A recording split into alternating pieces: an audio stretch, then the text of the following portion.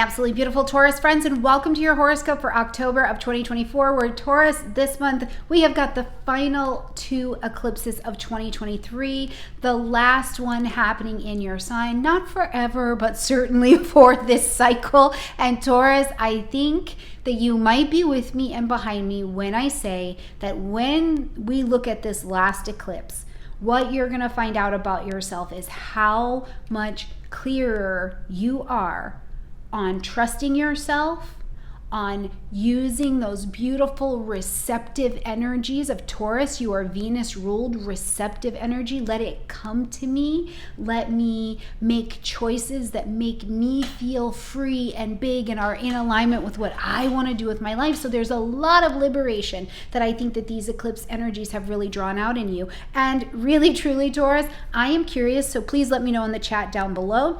How many of you found out that you didn't actually need to go get or be or do something else? Everything you needed, you actually already had at your fingertips. You just needed to turn it into something. Oh man, that's a story that has definitely been happening over here. So other Taurus energies, please let me know in the comment section down below what that has looked like for you.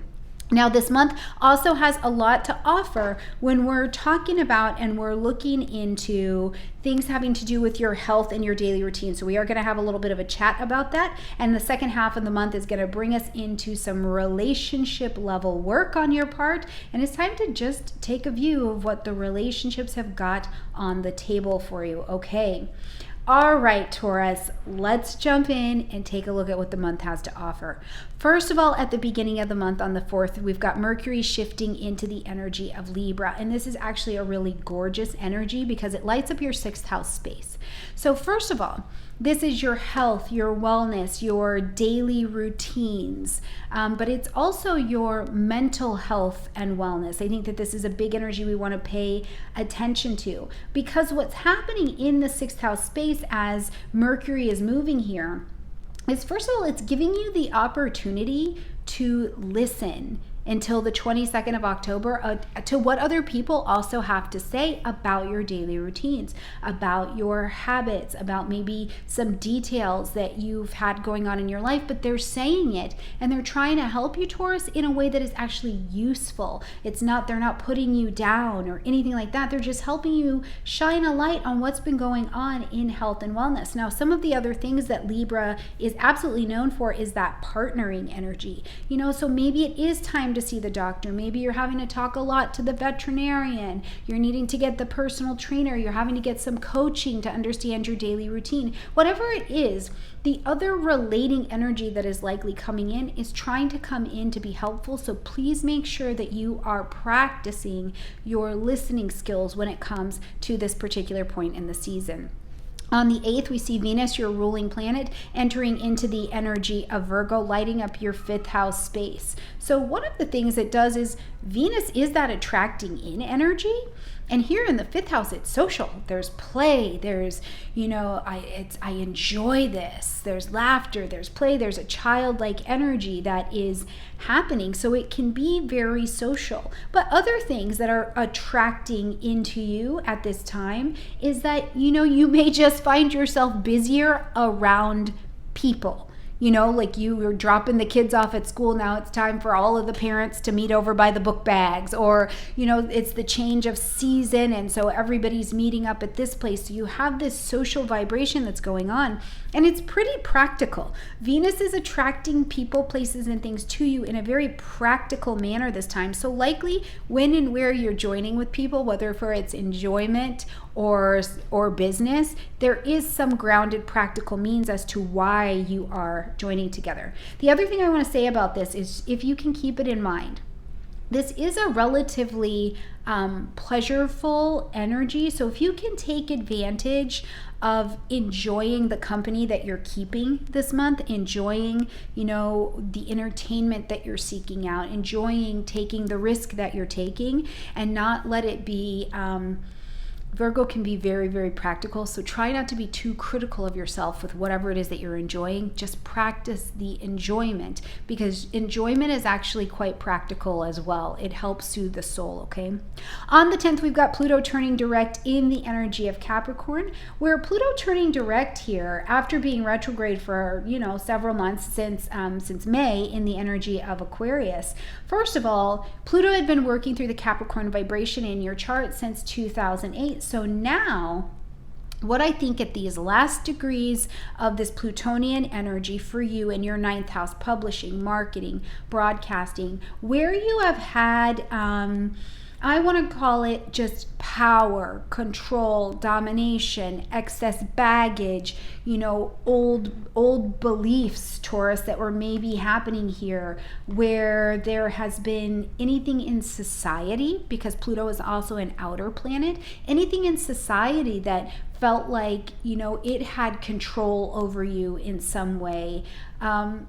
It's been a time where I think as we see this Pluto coming out of retrograde, you're ready to let go of even the ideas in your society, even ideas in your material space, even ideas in your money that felt like they were, you know, they were just bombarding you. They're suffocating you with the belief, right? I don't want to make money that way. I don't want to be in this kind of relationship with my government. I don't want, right? These are big things that seem like, oh, that's out there, but it's really not. It's an inside job as well, because it can create this tension. It can create suspicion. It can create all sorts of things that are going on that really destroy our ability to create in a material plane. So these ideas, actions, attitudes that have had control or power over you, with Pluto coming out of retrograde, I think you've had a beautiful chance to do the review, and now you are likely ready to let it go or to surrender it at this particular time.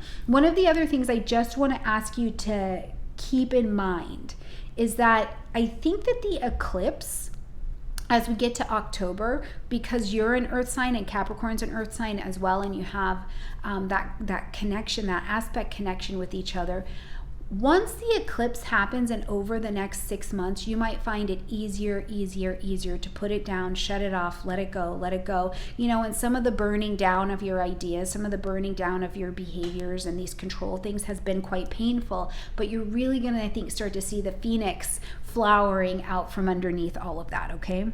As we get to the 12th, we see Mars enter the energy of Scorpio, and it's going to be here until mid-November. Now, Mars is starting to light up and busy this social area of your chart. This is relationships, conscious, chosen, one-on-one relationships. Now you've got action, you've got movement. And Mars in Scorpio is pretty specific. It's going towards one thing. It is moving deeply. It is moving powerfully in that one thing.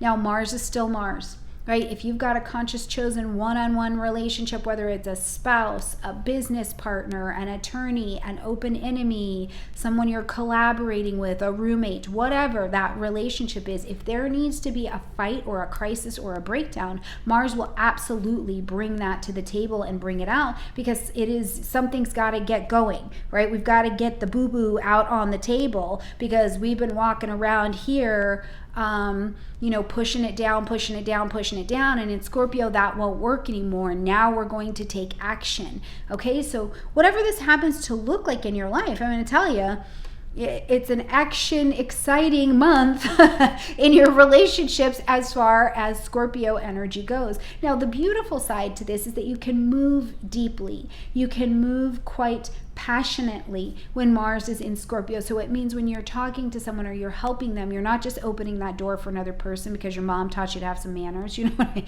I mean? It's not just these like drilled in behavioral things, but you're like, I can see that maybe you're a little bit tired, and I know what it's like to be tired too. Let me open that door for you, right? So your actions can also come from a different place, but lots of movement around the 12th into your relationship dynamics. On the 14th, we've got the new moon solar eclipse happening at 21 degrees of Libra. Okay, now we've had the 4 eclipses. October brings us our last 2. This particular eclipse is also lighting up your 6th house space. We still see Mercury here for the next couple days. So this is a busy eclipse happening for you for sure. Now, in your 6th house, again, this is where it's the health, it's the wellness, it's the daily routines, it's how you nourish yourself. Not just how you nourish yourself, like not just soul food, my beautiful Taurans, but literally, does that have enough macros and calories, right? So what is the nutrition portion of the nourishment? These are the questions that we might see coming to your attention. And maybe even because the South Node will move through this energy as well, as like, where are you needing help letting go of a behavior, letting go of a daily routine, getting a little bit more efficient, right? The 6th house is a space of efficiency, and you need a little bit of help. You need that outside influence to be speaking into your life. You need the Libra energy. This is where you can have the cooperation of Libra, right? Instead of the pure on codependency, it can become a cooperation in this particular area of your life. And if you're listening and you're open to be teachable, to let somebody show you how to be more efficient, effective, more in balance with yourself, you may find yourself having a lot of help. Now, this is where I say too, we're going to have a little chat, okay? Is that I do think it's important this month and over the next 6 months, Taurus, that you get clear on what you do want from your health, your physical health in your body, right? What do you want, and then who do you need to partner with or align with in order to bring that to fruition? Because sometimes it's really not that, you're not getting better in your body because you don't want it enough. Sometimes it's you've come, Libra, as far as you can, and you've got to partner with someone else if you're going to take it to the next level. And this can be the same in your business as well, Taurus. There's only so far you can go before you need to hire a team. You need to bring somebody else to take you to the next level, okay? So I think that's what this eclipse has to offer.